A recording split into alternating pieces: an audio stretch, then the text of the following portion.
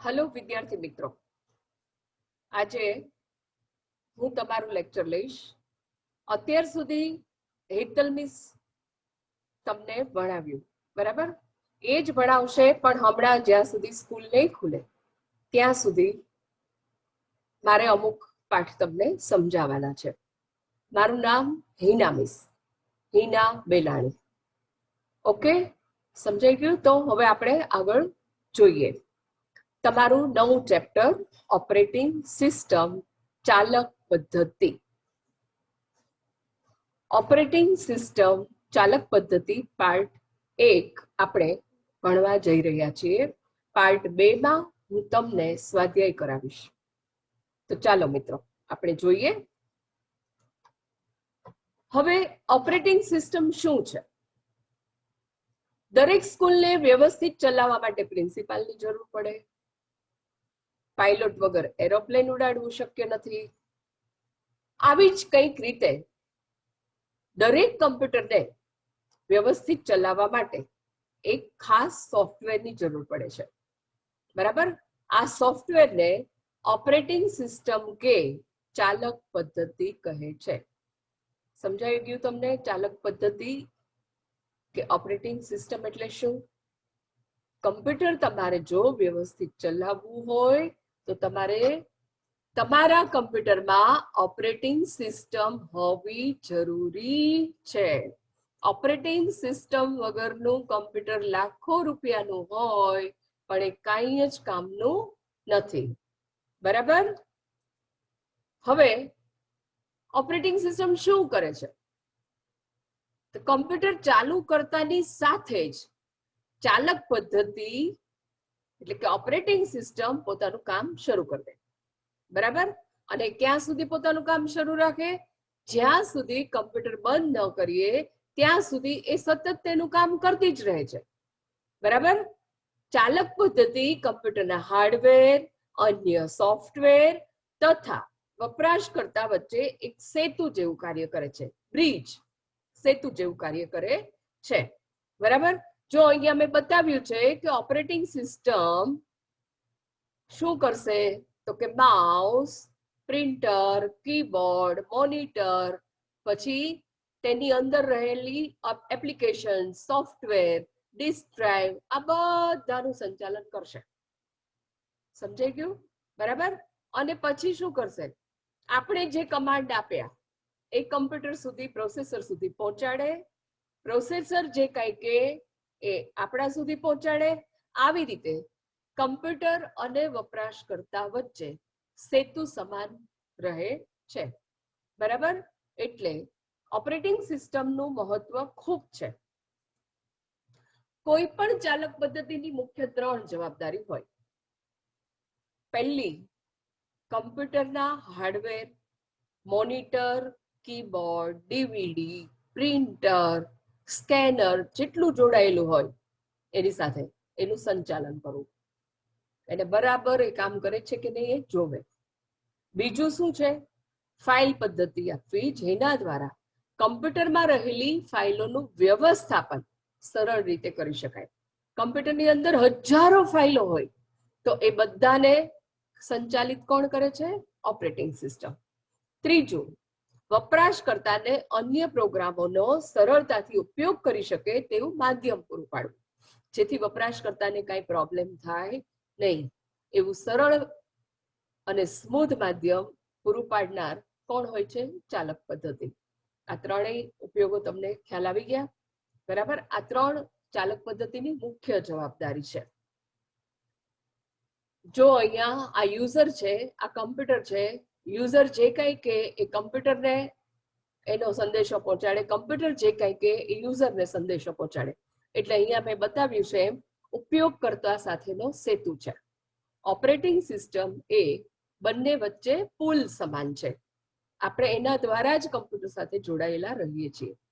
વપરાશકર્તા ચાલક પદ્ધતિ સાથે કઈ રીતે કામ કરી શકે છે તેને યુઝર ઇન્ટરફેસ અથવા ઉપયોગકર્તાનો સેતુ, ઉપયોગકર્તા સાથેનો સેતુ કહે છે. ઓપરેટિંગ સિસ્ટમના સામાન્ય રીતે 2 પ્રકારના યુઝર ઇન્ટરફેસ છે. 2, બરાબર? ટાઈપ્સ ઓફ યુઝર ઇન્ટરફેસ કેટલા છે? 2 પરીક્ષામાં પૂછાય. કેટલા યુઝર ઇન્ટરફેસ છે? 2. કયા કયા છે? તો CLI અહીંયા દર્શાવ્યું છે અને બીજું છે GUI. CLI એટલે કે કમાન્ડ લાઇન ઇન્ટરફેસ, તમારે પૂરું નામ યાદ રાખવાનું છે સ્પેલિંગ સહિત. અને GUI એટલે ગ્રાફિકલ યુઝર ઇન્ટરફેસ. બરાબર? 2 ઇન્ટરફેસ CLI અને GUI. તેના વિશે હવે આપણે વિગતવાર સમજીએ. CLI શું છે? આ પ્રકારના ઇન્ટરફેસમાં વપરાશકર્તા કીબોર્ડના માધ્યમથી શાબ્દિક રીતે આદેશ આપીને ચાલક પદ્ધતિ સાથે કામ પૂરું પાડે છે. દાખલા તરીકે DOS, ડિસ્ક ઓપરેટિંગ સિસ્ટમ. વિદ્યાર્થી મિત્રો, તમને તો આ DOS ની કલ્પના જ નહીં આવે. જ્યારે સૌથી પહેલા કમ્પ્યુટર શોધાયું ત્યારે તમે જે માઉસ અને આંગળીઓ વડે ટચ કરીને ફટાફટ તમારું કામ પૂરું પાડો છો ને, એવું હતું જ નહીં. કોઈ પણ કામ પૂરું પાડવા માટે શું કરવું પડતું હતું? કમાન્ડ આપવા પડતા હતા. એ કમાન્ડને યાદ રાખવાના, કીબોર્ડ દ્વારા ટાઈપ કરવાના, અને જો એમાં કાંઈ પણ ભૂલ થાય તો તમારું કશું જ કાર્ય થઈ શકે નહીં. આવો જે ઇન્ટરફેસ હતો એને શું કહેવાય? Command line interface. જ્યારે કમ્પ્યુટર શોધાણું ત્યારે શરૂઆતમાં આ રીતે કાર્ય કરવું પડતું. બરાબર? હવે તમારી પાસે GUI છે, છતાં પણ તમારે CLI ની જરૂર પડી તો આપણે કેવી રીતે જઈ શકીએ? તો એના માટે અહીંયા સ્ટાર્ટમાં, ઓલ પ્રોગ્રામમાં, એસેસરીઝમાં કમાન્ડ પ્રોમ્પ્ટ ઉપર જાઓ એટલે તમને કમાન્ડ લાઇન ઇન્ટરફેસ જોઈ શકાશે. બરાબર? પણ અહીંયા દરેક કામ પાર પાડવાના આદેશ યાદ રાખવા પડે છે, કમાન્ડ યાદ રાખવા પડે છે. આથી CLI કેવી છે? અઘરી છે. CLI અઘરું છે. એ તમે સહેલાઈથી ક્લિક કરીને કરી શકતા નથી. એની પછી આવે છે GUI, ગ્રાફિકલ યુઝર ઇન્ટરફેસ. હું વારંવાર પૂરું નામ એટલે બોલું છું કે એ તમારે યાદ રાખવાનું છે. આ પ્રકારના ઇન્ટરફેસમાં વપરાશકર્તા એટલે કે યુઝર જુદા જુદા આઇકોન અને મેનુનો ઉપયોગ કરી ચાલક પદ્ધતિ ઓપરેટિંગ સિસ્ટમ સાથે કામ પૂરું પાડે છે.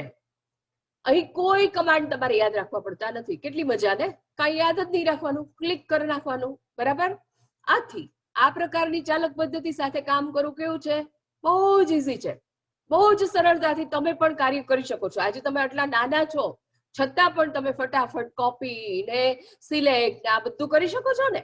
બરાબર? કટ કરવું હોય, કોપી કરવું હોય, આ બધું કર્યું જ છે તમે વર્ડમાં ને એમાં. બરાબર? તો વર્ડ તો હવે આવશે તમારે, પણ નોટપેડમાં ને એમાં તમે આ કર્યું છે એટલે એ તમને ખબર જ છે કેવી રીતે કોપી કરી શકાય, ફોન્ટ કેવી રીતે બદલી શકાય. આ બધું માત્ર ક્લિક થી કરતા હતા. તમારે કોઈ જ કમાન્ડ યાદ રાખવા પડતા નહીં. આ GUI નો ફાયદો છે. વિન્ડોઝ XP, વિન્ડોઝ 7, લિનક્સ આ બધી GUI પ્રકારની ચાલક પદ્ધતિ છે. બરાબર? હવે ચાલક પદ્ધતિનું વર્ગીકરણ કમ્પ્યુટર સાથે એક જ સમયે કેટલા ઉપયોગકર્તા જોડાઈ શકે છે તેના ઉપર અને કમ્પ્યુટર એક જ સમયે કેટલા કાર્ય કરી શકે છે તેના આધારે થાય છે. 2 રીતે ચાલક પદ્ધતિનું વર્ગીકરણ થશે. એમાં પહેલો પ્રકાર છે single user single tasking system. Single user, single એટલે એક, યુઝર એટલે વપરાશકર્તા, ટાસ્ક એટલે કાર્ય. એક જ વપરાશકર્તા હોય અને એક જ પ્રકારનું કાર્ય થઈ શકે. આવી જે ઓપરેટિંગ સિસ્ટમ છે તેને single user single tasking system કહેવાય. બરાબર? તો આવી ચાલક પદ્ધતિ કઈ છે? તો DOS એટલે કે ડિસ્ક ઓપરેટિંગ સિસ્ટમ એ આ પ્રકારની ચાલક પદ્ધતિ છે. યાદ રાખવાનું છે. સિંગલ યુઝર સિંગલ ટાસ્કિંગ સિસ્ટમનું ઉદાહરણ આપો તો તમારે એમાં DOS લખવું પડે. DOS માં એક જ વપરાશકર્તા એક સાથે એક જ કામ કરી શકતો. બરાબર? એ અહીંયા યુઝર છે, અહીંયા ઇન્ટરફેસ છે. જે કંઈ કર્યું CPU માં ગયું, CPU એ પ્રોસેસ કરી અને આપણને પાછું મોનિટર પર બતાવ્યું. આ એક જ કાર્ય થતું. એટલે single user single tasking system. હવે પછી આવે છે સિંગલ યુઝર મલ્ટીટાસ્કિંગ. યુઝર એક અને કાર્યો ઘણા બધા, મલ્ટી એક કરતા વધારે. તો આવી સિસ્ટમને શું કહેવાય? Single user multitasking system. તો આ પ્રકારની ચાલક પદ્ધતિમાં વપરાશકર્તા એક સાથે અનેક કાર્ય કરી શકે છે. કેવી રીતે? તો ધારો કે આ જે છે અહીંયા તમારી જેમ બેઠા છે કોઈ કમ્પ્યુટર વાપરવા માટે અને એણે વર્ડ ખોલ્યું પછી ગણતરી કરવાનું પણ એવું થયું તો પાછું કેલ્ક્યુલેટરમાં ગયા, બરાબર. પછી પાછું ઈમેલ ખોલવાનું પણ આવ્યું તો ઈમેલ પણ ખોલી શકે. તેમને મન થયું કે આપણે મ્યુઝિક સાંભળીએ તો મ્યુઝિક પણ કરી શકશે ચાલુ. તો એક જ સિસ્ટમ ઉપર એક યુઝર ઘણા બધા કાર્ય કરી શકે. આવી જે ઓપરેટિંગ સિસ્ટમ છે એને સિંગલ યુઝર મલ્ટીટાસ્કિંગ સિસ્ટમ કહેવાય અને એ બધું આપણે વાપરીએ છીએ. વિન્ડોઝ 7 એ એનું ઉદાહરણ છે અને ઘરમાં, સ્કૂલમાં બધે આપણે સિંગલ યુઝર મલ્ટીટાસ્કિંગ સિસ્ટમ વાપરીએ છીએ. હવે તો ફોનમાં પણ એવું છે. ફોનમાં તમે વાત કરતા જાઓ, પછી તમારે ક્યારેક વચ્ચે આવ્યું વોટ્સએપમાં તો ચેટ કરીને તમે એને જવાબ આપતા જાઓ, ક્યારેક મ્યુઝિક પણ વાગી શકે. આ બધું જ કાર્ય સિંગલ યુઝર મલ્ટીટાસ્કિંગ કહેવાય. એની પછી જે આવે છે એ મલ્ટી યુઝર સિસ્ટમ છે. મલ્ટી યુઝર એટલે સમજાઈ ગયું, મલ્ટી એટલે ઘણા બધા, યુઝર એટલે વપરાશકર્તા. આ પ્રકારની ચાલક પદ્ધતિમાં અનેક વપરાશકર્તા એક સાથે કાર્ય કરી શકે. તો કેવી રીતે? જો અહીંયા યુઝર 1 પાસે મોનિટર અને સીપીયુ એ બંને છે. યુઝર 2 અહીંયા દેખાય છે તમને માત્ર મોનિટર છે. યુઝર 3 પાસે પણ મોનિટર છે, યુઝર 4, યુઝર 5. પણ આ બધાનું કાર્ય, 5 યુઝરનું કાર્ય એક અહીંયા સીપીયુ જે છે એમાં જ સ્ટોર થશે. એટલે આવી સિસ્ટમને શું કહેવાય? Multi user system. સિસ્ટમ એક જ છે, વપરાશકર્તા ઘણા બધા છે. તો યુનિક્સ, થીન ક્લાયન્ટ એ આ પ્રકારની ચાલક પદ્ધતિના ઉદાહરણો છે. દરેક સિસ્ટમના ઉદાહરણ તમારે યાદ રાખવાના છે, પરીક્ષામાં એ પૂછાય છે. હવે આવે છે મલ્ટી પ્રોસેસિંગ સિસ્ટમ. એક કરતા વધુ પ્રોસેસર વાળા કમ્પ્યુટરમાં આ પ્રકારની ચાલક પદ્ધતિનો ઉપયોગ થાય છે. આપણા ઘરમાં કે શાળામાં ઉપયોગમાં લેવાતા કમ્પ્યુટરમાં એક જ પ્રોસેસર હોય, પણ મલ્ટી પ્રોસેસર ક્યાં યુઝ થાય? કે જ્યાં ખૂબ જ વધારે કાર્ય છે, બરાબર. પ્રોસેસર 1 કંઈક બીજું કાર્ય કરશે, પ્રોસેસર 2, પ્રોસેસર 3, એટલે એન નંબર ઓફ પ્રોસેસર ઘણા બધા હશે અને દરેકના કાર્ય જુદા જુદા હશે. આવી જે મલ્ટી પ્રોસેસિંગ સિસ્ટમ છે ને એ મોટી મોટી પ્રયોગશાળામાં, મોટી મોટી ફેક્ટરીઓમાં એમાં યુઝ કરવામાં આવે છે. લિનક્સ, વિન્ડોઝ 2000 આ પ્રકારની ચાલક પદ્ધતિના ઉદાહરણ છે. બરાબર, સમજાઈ ગયું? હવે એની પછી આવે છે રિયલ ટાઈમ ઓપરેટિંગ સિસ્ટમ. જ્યારે કોઈ કાર્ય ચોક્કસ સમયમાં જ પૂરું થઈ જવું જોઈએ એવું જરૂરી હોય ત્યારે રિયલ ટાઈમ પ્રકારની ચાલક પદ્ધતિનો ઉપયોગ થાય છે. ખાસ યાદ રાખજો કે આ કાર્ય આટલી સેકન્ડમાં પૂરું થઈ જવું જોઈએ, આમ જ થઈ જવું જોઈએ. આવું જ્યારે નક્કી હોય ત્યારે કેવી ઓપરેટિંગ સિસ્ટમ વાપરવામાં આવે છે? Real time operating system. મોટે ભાગે વૈજ્ઞાનિક ઉપકરણો તથા મશીનોના નિયંત્રણ માટે આવી ચાલક પદ્ધતિ ઉપયોગમાં લેવાય છે. આ પ્રકારની ચાલક પદ્ધતિમાં વપરાશકર્તાએ ખૂબ જ ઓછી દખલ અંદાજી કરવી પડે. એકવાર પ્રોગ્રામ સેટ થઈ ગયો પછી આપણે કાંઈ કરવાનું રહેતું નથી, બરાબર. હવે આનું સિમ્પલ ઉદાહરણ, અત્યારે તમે ઉપગ્રહો છોડે છે, બરાબર.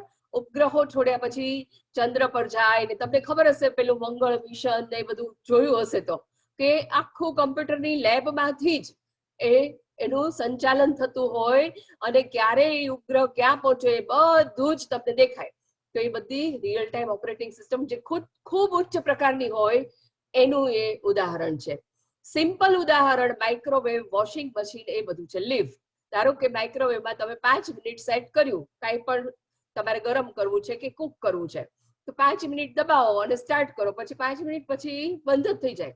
તો એમાં રિયલ ટાઈમ ઓપરેટિંગ સિસ્ટમ પ્રકારની ચિપ બેસાડવામાં આવી હોય. આવી જે આપણે ઘણી બધી રિયલ ટાઈમ ઓપરેટિંગ સિસ્ટમનો રોજબરોજ ઉપયોગ કરતા હોઈએ છીએ.